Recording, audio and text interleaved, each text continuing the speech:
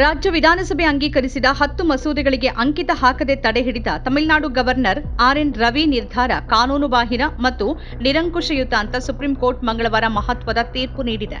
ರಾಷ್ಟ್ರಪತಿಯವರ ಪರಿಗಣನೆಗೆ ಮಸೂದೆಗಳನ್ನು ಕಾಯ್ದಿರಿಸುವ ರಾಜ್ಯಪಾಲರ ಕ್ರಮ ಸಾಂವಿಧಾನಿಕ ತತ್ವಗಳಿಗೆ ಅನುಗುಣವಾಗಿಲ್ಲ ಅಂತ ಹೇಳಿದ ಕೋರ್ಟ್ ರಾಜ್ಯಪಾಲರ ಕ್ರಮಗಳನ್ನು ಕಾನೂನುಬಾಹಿರ ಅಂತ ಹೇಳಿದೆ. ನ್ಯಾಯಮೂರ್ತಿ ಜೆ.ಬಿ. ಪರ್ದಿವಾಲಾ ಮತ್ತು ನ್ಯಾಯಮೂರ್ತಿ ಆರ್. ಮಹಾದೇವನ್ ಅವರನ್ನು ಒಳಗೊಂಡ ನ್ಯಾಯಪೀಠ ನೀಡಿರುವ ಈ ತೀರ್ಪು ಡಿಎಂಕೆ ನೇತೃತ್ವದ ತಮಿಳುನಾಡು ಸರ್ಕಾರಕ್ಕೆ ದೊಡ್ಡ ಜಯವಾಗಿದೆ. ಉತ್ತಮ ನಂಬಿಕೆಯಲ್ಲಿ ಕಾರ್ಯನಿರ್ವಹಿಸೋಕೆ ರಾಜ್ಯಪಾಲರು ವಿಫಲರಾಗಿದ್ದಾರೆ ಮತ್ತು ಸಾಂವಿಧಾನಿಕ ಕಟ್ಟುಪಾಡುಗಳನ್ನು ಕಡೆಗಣಿಸಿದ್ದಾರೆ ಅಂತ ನ್ಯಾಯಾಲಯ ಹೇಳಿದೆ. ರಾಷ್ಟ್ರಪತಿಯವರ ಪರಿಗಣನೆಗೆ 10 ಮಸೂದೆಗಳನ್ನು ಕಾಯ್ದಿರಿಸುವ ರಾಜ್ಯಪಾಲರ ಕ್ರಮ ಕಾನೂನುಬಾಹಿರ ಮತ್ತು ನಿರಂಕುಶಯುತವಾಗಿದೆ. ಹೀಗಾಗಿ ಈ ಮಸೂದೆಗಳನ್ನು ರಾಜ್ಯಪಾಲರಿಗೆ ಮರಳಿ ಸಲ್ಲಿಸಿದ ದಿನಾಂಕದಿಂದಲೇ ಅವು ಅಂಗೀಕೃತಗೊಂಡಿದೆ ಅಂತ ಪರಿಗಣಿಸಲಾಗುತ್ತೆ ಅಂತ ಪೀಠ ಆದೇಶದಲ್ಲಿ ಹೇಳಿದೆ. ಸಂವಿಧಾನದ 200ನೇ ವಿಧಿ ಅಡಿಯಲ್ಲಿ ರಾಜ್ಯಪಾಲರು ಯಾವುದೇ ಅವಕಾಶವನ್ನ ಹೊಂದಿಲ್ಲ ಮತ್ತು ಮಂತ್ರಿಮಂಡಲದ ನೆರವು ಮತ್ತು ಸಲಹೆ ಮೇರೆಗೆ ಕಡ್ಡಾಯವಾಗಿ ಕಾರ್ಯನಿರ್ವಹಿಸಬೇಕಾಗತ್ತೆ ಅಂತ ಪೀಠ ಹೇಳಿದೆ. ಸಚಿವ ಸಂಪುಟದ ಸಲಹೆಯಂತೆ ರಾಷ್ಟ್ರಪತಿಗಳ ಪರಿಗಣನೆಗೆ ಮಸೂದೆಯನ್ನ ತಡೆ ಹಿಡಿಯುವಾಗ ಅಥವಾ ಮಸೂದೆಯನ್ನ ಕಾಯ್ದಿರಿಸುವಾಗ ರಾಜ್ಯಪಾಲರು 1 ತಿಂಗಳ ಒಳಗೆ ಕಾರ್ಯನಿರ್ವಹಿಸಬೇಕು. ಸಂಪುಟದ ಸಲಹೆ ಇಲ್ಲದೆ ಮಸೂದೆಯನ್ನ ಕಾಯ್ದಿರಿಸುವಾಗ ರಾಜ್ಯಪಾಲರಿಗೆ ಗರಿಷ್ಠ 3 ತಿಂಗಳುಗಳಿವೆ. ಮರುಪರಿಶೀಲಿಸಿದ ನಂತರ ರಾಜ್ಯ ಶಾಸಕಾಂಗವು ಮಸೂದೆಯನ್ನ ಮರು ಅಂಗೀಕರಿಸಿದ್ರೆ ರಾಜ್ಯಪಾಲರು 1 ತಿಂಗಳ ಒಳಗೆ ಒಪ್ಪಿಗೆಯನ್ನ ನೀಡಬೇಕು ಅಂತ ಪೀಠ ಹೇಳಿದೆ.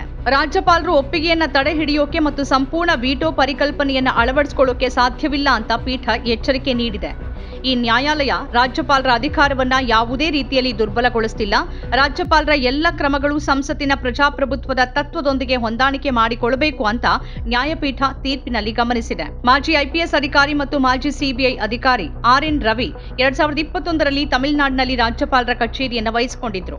ಆಡಳಿತಾರೂಢ ಡಿಎಂಕೆ ಸರ್ಕಾರ ರಾಜ್ಯಪಾಲರು ಬಿಜೆಪಿ ವಕ್ತಾರರಂತೆ ವರ್ತಿಸಿದ್ದಾರೆ ಮತ್ತು ರಾಜ್ಯ ಸರ್ಕಾರದ ಶಾಸಕಾಂಗ ಮತ್ತು ಆಡಳಿತಾತ್ಮಕ ಕಾರ್ಯಚಟುವಟಿಕೆಗೆ ಅಡ್ಡಿಯಾಗಿದ್ದಾರೆ ಅಂತ ಪದೇ ಪದೇ ಆರೋಪಿಸಿದೆ. ತಮಿಳುನಾಡು ವಿಧಾನಸಭೆ ಅಂಗೀಕರಿಸಿದ ಹಲವು ಮಸೂದೆಗಳಿಗೆ ಒಪ್ಪಿಗೆ ನೀಡದೆ ರಾಜ್ಯಪಾಲ ಆರ್.ಎನ್. ರವಿ ಅವರು ಸಾಂವಿಧಾನಿಕ ನಿಬಂಧನೆಗಳು ವಿವಾದಕ್ಕೆ ಒಳಗಾಗುವಷ್ಟು ಸ್ವಯಂ ಕಾರ್ಯವಿಧಾನ ರೂಪಿಸಿಕೊಂಡಿದ್ದಾರೆ ಅಂತ ಸುಪ್ರೀಂ ಕೋರ್ಟ್ ಈ ಹಿಂದಿನ ವಿಚಾರಣೆ ವೇಳೆ ಗುಡುಗಿತ್ತು.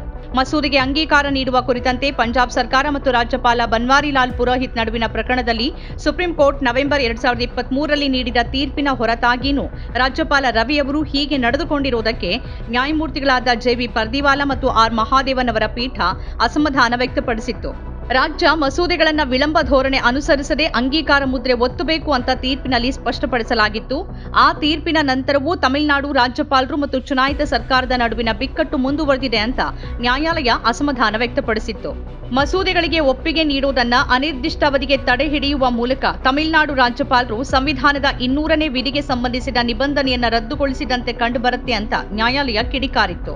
ಮಸೂದೆ ವಾಪಸ್ ಕಳಿಸುವ ಸಂದರ್ಭಗಳಲ್ಲಿ ವಾಪಸ್ ಕಳಿಸಿದ ಮಸೂದೆಯನ್ನ ವಿಧಾನಸಭೆ ಮತ್ತೆ ಅಂಗೀಕರಿಸಿ ರಾಜ್ಯಪಾಲರ ಒಪ್ಪಿಗೆಗಾಗಿ ಮತ್ತೆ ಮಂಡಿಸಿದಾಗ ರಾಜ್ಯಪಾಲರು ಒಪ್ಪಿಗೆ ತಡೆ ಹಿಡಿಯುವಂತಿಲ್ಲ ಅನ್ನತ್ತೆ 200ನೇ ವಿಧಿಯ ನಿಬಂಧನೆ. ತಮಿಳುನಾಡು ರಾಜ್ಯಪಾಲರು ತಮ್ಮದೇ ಆದ ಕಾರ್ಯವಿಧಾನ ರೂಪಿಸಿಕೊಂಡಂತೆ ತೋರುತ್ತೆ. ಅವರು ತಮ್ಮ ಕಾರ್ಯಗಳ ಮೂಲಕ ನಿಬಂಧನೆಯ 2ನೇ ಭಾಗವನ್ನ ಅಪ್ರಸ್ತುತವಾಗಿಸಿದ್ದಾರೆ ಅಂತ ನ್ಯಾಯಾಲಯ ಹೇಳಿತ್ತು. ರಾಜ್ಯ ವಿಶ್ವವಿದ್ಯಾನಿಲಯಗಳಿಗೆ ಉಪಕುಲಪತಿಗಳ ನೇಮಕಾತಿ ಸೇರಿದಂತೆ ರಾಜ್ಯ ವಿಧಾನಸಭೆ ಅಂಗೀಕರಿಸಿದ ಹಲವು ಮಸೂದೆಗಳಿಗೆ ರಾಜ್ಯಪಾಲರು ಒಪ್ಪಿಗೆ ನೀಡದೇ ಇರೋದನ್ನು ಪ್ರಶ್ನಿಸಿ ತಮಿಳುನಾಡು ಸರ್ಕಾರ ಸುಪ್ರೀಂ ಕೋರ್ಟ್ ಕದ ತಟ್ಟಿತ್ತು. ಮಂಗಳವಾರದ ಸುಪ್ರೀಂ ಕೋರ್ಟ್ ತೀರ್ಪು ಕೇಂದ್ರ ರಾಜ್ಯ ಸಂಬಂಧಗಳ ಬಗ್ಗೆ ಮತ್ತು ದೇಶಾದ್ಯಂತ ರಾಜ್ಯಪಾಲರ ಸಾಂವಿಧಾನಿಕ ಪಾತ್ರದ ಬಗ್ಗೆ ಬಹುದೊಡ್ಡ ಪರಿಣಾಮಗಳನ್ನು ಬೀರಲಿದೆ ಅನ್ನೋ ನಿರೀಕ್ಷೆ ಇದೆ. ನಮ್ಮ ಕಾರ್ಯಕ್ರಮಗಳನ್ನ ನೀವು ನೋಡ್ತಾ ಇದ್ರೆ ನಮ್ಮ ಚಾನೆಲ್ ಅನ್ನ ಸಬ್ಸ್ಕ್ರೈಬ್ ಮಾಡಿ, ಪಕ್ಕದ ಬೆಲ್ ಐಕಾನ್ ಒತ್ತಿ ನಮ್ಮನ್ನ ಬೆಂಬಲಿಸಿ. ಹಾಗೆ ನಮ್ಮ ಕಾರ್ಯಕ್ರಮಗಳನ್ನ ಲೈಕ್ ಮಾಡಿ, ಕಮೆಂಟ್ ಮಾಡಿ, ಅದನ್ನ ಬೇರೆಯವರಿಗೂ ವಾಟ್ಸ್ಆಪ್ ಮೂಲಕ ಶೇರ್ ಮಾಡಿ.